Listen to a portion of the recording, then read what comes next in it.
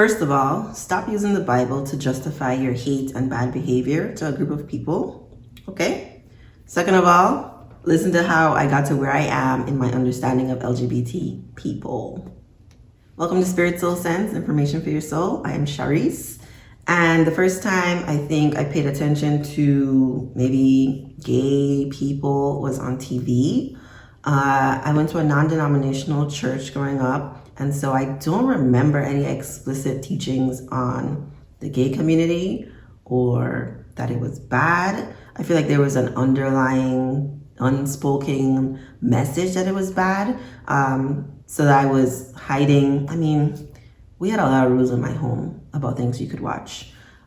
So it was either nature or like cartoons. That was basically it. But I really enjoyed fashion shows, and which is so funny because I'm not the most fashionable person, although 2020 is my year for fashion. And one of the shows that I liked to watch, and I would watch it without my parents knowing, was Queer Eye for the Straight Guy.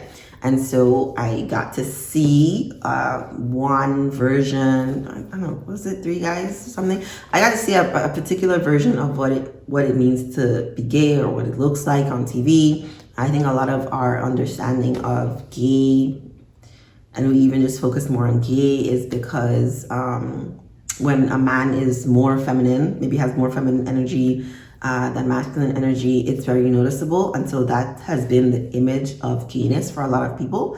But people who are gay, span the spectrum of very, very masculine to very, very feminine. And then there are other people, within the LGBTQIA community who have, their own experiences, whether they're trans or lesbian or non-binary, or like there's so many differences within there. But I think maybe the thing that makes them so similar is that they are not the norm or not the society norm, which is heterosexual. Most people are heterosexual. The percentage of people who are in the LGBTQIA community is, I think, like 3 to 6%. I don't think they're overrepresented on TV or anything. I know some people have thought about this gay agenda. I mean, no one can make you gay, but it's just all the ignorance. So anyway, the show exposed me to like one version of being gay, and I never thought it was bad per se. I was curious about why so many people had negative opinions about gay people, and so that was one of the ways. I just like to educate myself, and I really like to expose myself to things that I don't know, so that I can know. I think I didn't really think much more about gay people or feminine or flamboyant men. Just that, in the Caribbean community that I grew up in, it was like, do you, but don't talk about it. And that's a dangerous kind of thing in itself, because it's important for us to acknowledge who we are and be able to share who we are with other people. But so in my community, a lot of the carnival, festival type activities are run by, men who are part of the community, who have like a eye for fashion and flair and all that kind of stuff. So it's like it's accepted to like a point, and it's definitely like confined to certain roles. So I'm like, it's fine in my mind. I'm cool with it. So this is like 20, like all my years through undergrad, I think I had the mentality of hate the sin, love the sinner. Because I was still identifying as Christian at that time, and felt that the sin, I do not use the word sin in my day-to-day life. I understand it has a place, and even the way I use the word sin is not biblical Christian way of sin. So the sin that I thought, I was supposed to hate was premarital sex, and it's not them that's the sin. It's more like their act of engaging in sexual behavior. And one of the things the Bible talks about is no one sin is greater than another sin, although I definitely got the message that sexual sin was the worst sin. I don't know about you. Growing up in the church, it's like, don't have sex out of marriage. So I was like, that's equivalent. And hey, we all sin.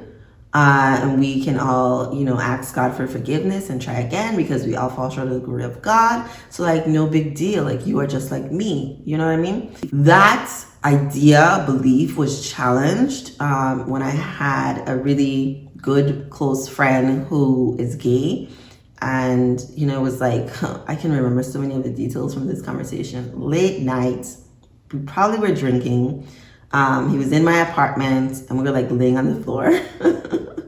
And we were having this conversation about gayness and God, I guess. And he was educating me about the problem with hate the sin, love the sinner kind of thing.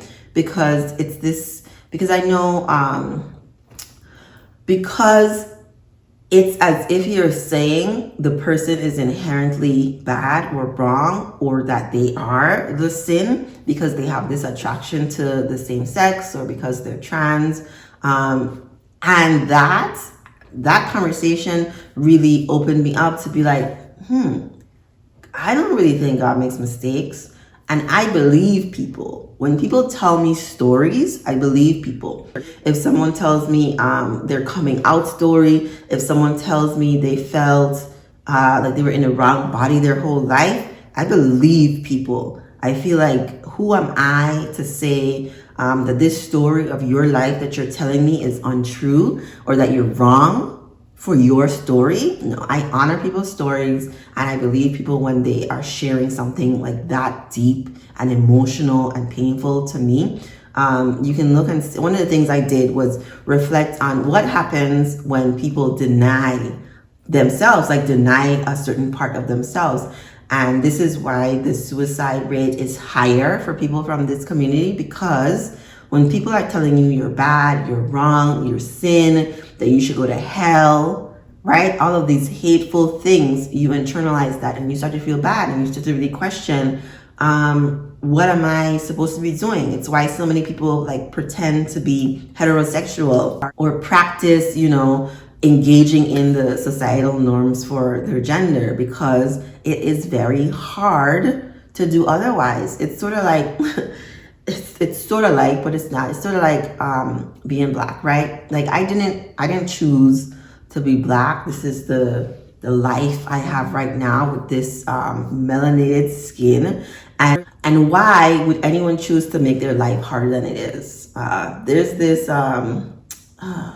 story about a seminar. I think this white presenter is presenting to a group of mostly white people and saying, would you choose to be black? Like, is that a life you would like right now? Acknowledge, in a way to acknowledge that nobody wants to be.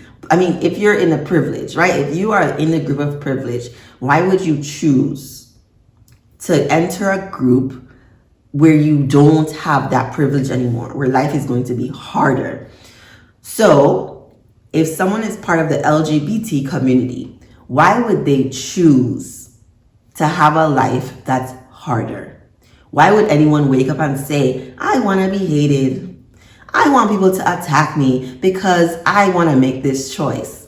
Most people, all people, I mean, we want to live a life of peace. We want love and happiness. We don't want to make our lives harder than it needs to be. So for me, it's not a choice. And I know my opinion on this really does not matter. I'm not part of the community. The purpose of this video is just to share my story, to see, if maybe I can help someone along their own journey of an understanding of people from this community, because I think it's important for us to be vocal, for people with privilege, right? I'm heterosexual. I have privilege in that arena, to be vocal about, stop discriminating against people from oppressed groups. And you can see, because the statistics and the research studies all support that life is harder. Outcomes are worse for people from this community, and even worse if they're also a racial minority, if they're black. It's just so much more difficult to exist in this world. And so I think people from the LGBT community need all the love, all the care that they can get from as many people as possible. You know, if I were to pick a religion right now, it would be the religion of kindness and compassion and love. I think one of the most un-Christ-like things you can do is judge other people because they're different from you, or think that people should do what you do because you think you're the only person who's doing the right thing. I think we need to get off of our pedestals and understand that not everything needs to be weaponized to attack, condemn other people. That the one thing I think we should really take from any religion is love. Love other people. Love yourself. Be kind to yourself. Be kind to other people. And then the world will be a better place. Like, I love everyone from the LGBTQIA community, and I send all my love, all my positive vibes, all the light energy your way, because I know life is hard, and I think it's important for me to be vocal about all the care and all the things that I've been trying to do to educate other folks about loving on other people. Thank you for watching.